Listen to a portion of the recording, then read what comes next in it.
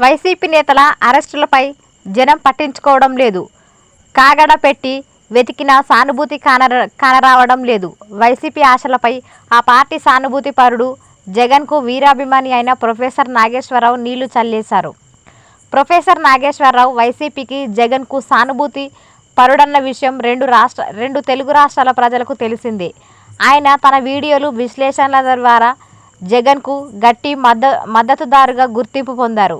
తాను తటస్థ విశ్లేషకుడనని, ఇటువైపు మొగ్గు లేదని చాటుకోవడానికి ప్రొఫెసర్ నాగేశ్వరరావు ఎన్నడూ ప్రయత్నించిన దాఖలాలు లేవు. అటువంటి కరుగుడు గట్టిన జగన్ మద్దతుదారు.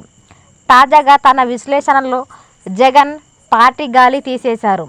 ఇప్పుడు వైసీపీ తమ నేతలపై కూటమి ప్రభుత్వం తప్పుడు కేసులు బనాయించి అక్రమంగా అరెస్టులు చేస్తున్నదంటూ ఊరువాడ ఏకం చేసేలా గగ్గోల పడుతున్నారు.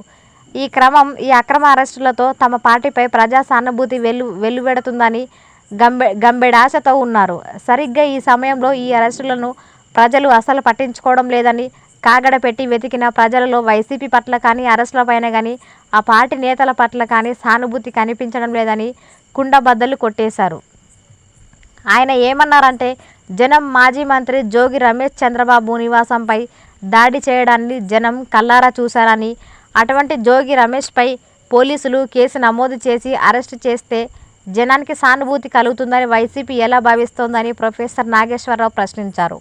అదేవిధంగా వల్లభనేని వంశీ విషయంలోనూ ప్రజలలో సానుభూతి కనిపించడం లేదని అన్నారు. నారా భువనేశ్వరిపై వంశీ అనుచిత వ్యాఖ్యలు చేశారని, అటువంటి వంశీపై కేసులు పెడితే తప్పేమిటని జనం భావిస్తున్నారే తప్ప అయ్యే వంశీ అరెస్ట్ అయ్యారు, కేసుల్లో ఇరుక్కున్నారా అని సానుభూతి చూపడం లేదన్నారు. వైసీపీ ఇప్పుడు తన సొంత తప్పులను మూల్యం చెల్లిస్తోందని, అధికారంలో ఉండగా చేసిన అరాచకాలకు ఫలితం అనుభవిస్తోందని ప్రొఫెసర్ నాగేశ్వరరావు పేర్కొన్నారు.